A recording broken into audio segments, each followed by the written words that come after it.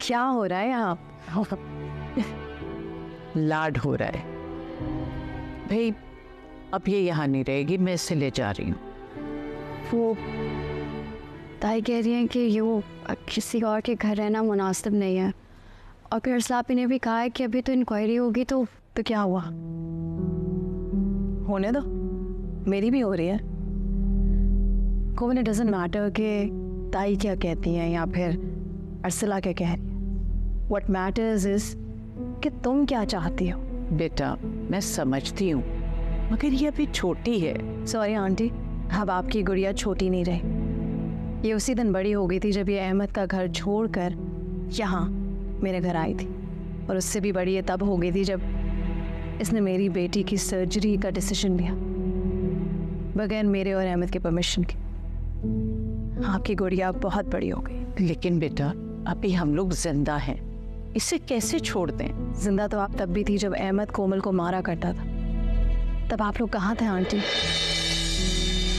देखो कोमल, एक बात हमेशा याद रखना, तुम्हारा पहला और आखिरी घर तुम्हारा वजूद है।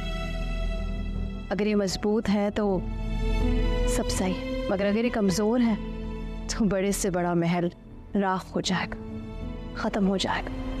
और तुमने ये हमारे साथ होते हुए देखा है। बेटा मैंने बेवकी में अकेले जिंदगी गुजार दी, ये सब किताबी बातें हैं। और फिर यहाँ तुम्हारा भाई भी रहता है, वो नामहरम है। ताई अपनी जिम्मेदार में खुद हूँ। मैं जैसे अहमद के घर से निकली थी, सर पे सिर्फ एक चादर थी, मेरा वारिस सिर्फ खुदा था। वही एक हादसाती फैसला था बेटा, तुम सोच लो।